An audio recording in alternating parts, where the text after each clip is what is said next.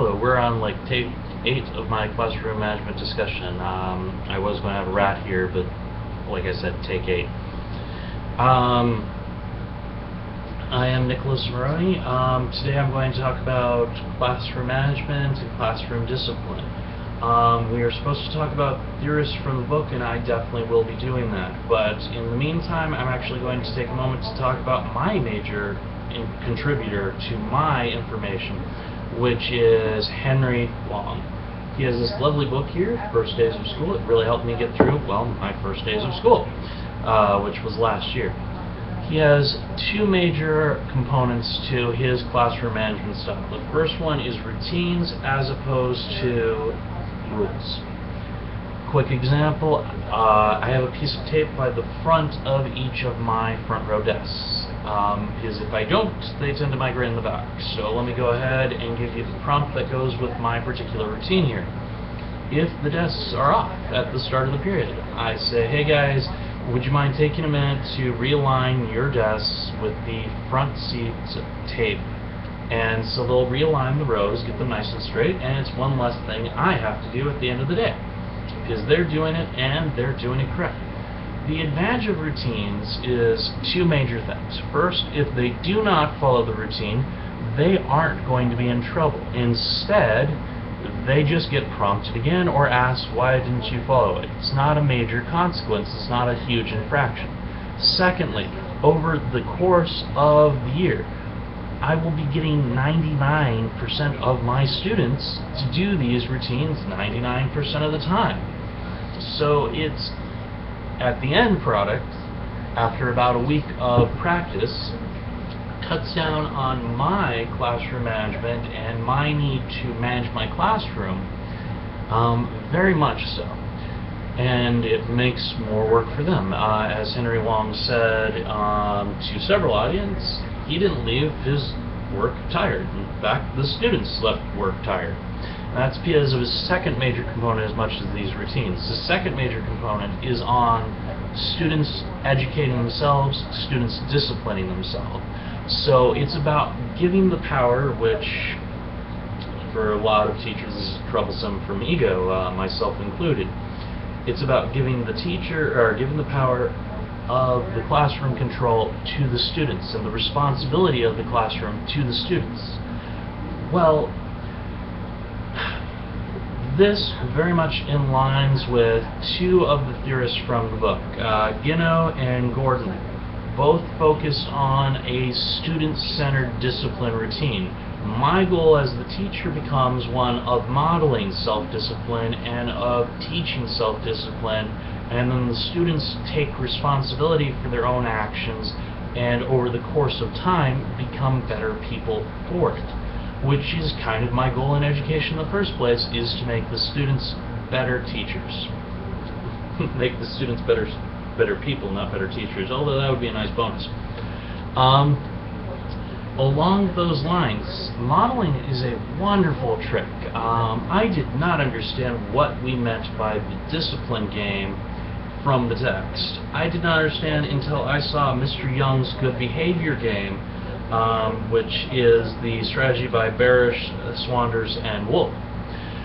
When I saw his strike system and his class competing, and that he had rules implemented or regulations implemented to minimize a single student screwing up the entire class, it really made much more sense because he was modeling it. So along those lines, I want to model self-discipline, and I want to model good behavior. That way it's about the students managing themselves. The other major component from my Wongian philosophy is going to be wrapped up by Conan. Conan, again, encourages group activities. Well, the students learn better when they're in a group.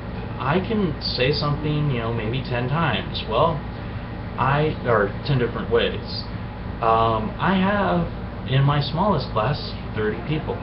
My largest class, 40 people. That's 39 or 29 other ways of saying it that they can use on themselves. Hopefully one of those ways will stick. Furthermore, they're having a good time. they're enjoying my class, they want to come to school, they're going to do the activity if it's a group activity.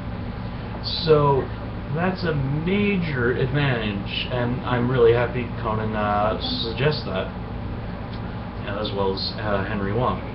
Moving on to one of my long-term favorites, just because it makes so much practical sense, is Barbara Carosso's Natural Consequences.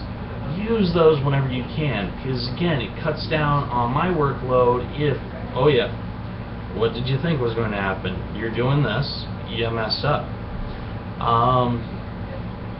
Those natural consequences, it's a natural enforcement strategy.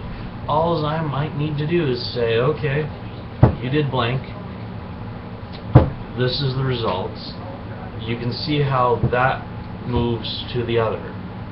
So your action has its consequence. And it gets them thinking about the future, which is not something high school students always have the best practice at. And it's a really useful skill to have, is to see the action-reaction dynamic. So, discipline in my class is largely about my investment into the students and my disapproval carrying a little bit of weight, because I'm not their friend, I'm definitely their teacher, but I have my class engineered in a way that they want to be in my class. So if they're sent out of my class, it carries a little bit more weight, or if they know that they have upset me, which is not easy to do, there is more of an effect on that.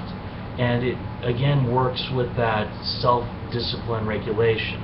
Of course, that's not always the most feasible. I did have 2 students I had to send to the dean last year, but 2 to the deans in the entire year, that's pretty dang impressive. Again, these are high schoolers, so the maturity might be a factor in there as well. Lastly, I think I want to talk about Curran and Medler's supportive classroom and the dignity of students. I can't really phrase it better. The students are worth it. That's why I'm in education. You want to do anything that does 2 things. It works, gives you the results you want, and it preserves their dignity. If it can do that, and especially if it can do that in a quick amount of time, then it's worth doing as a teacher. So much of what I'm doing is, at this point, adapting and trying new things. Along those lines, if you guys have any fun interactive ways to take notes, I would love for those to be in my comment bar, because that's something that I would like to try and make more student-centered and less teacher-centered. If you watched all the way to the end and you aren't our instructor, thank you. And if you are our instructor, still thank you, but you had more of a moral obligation to watch the full video. Thank you so much, and have a good night.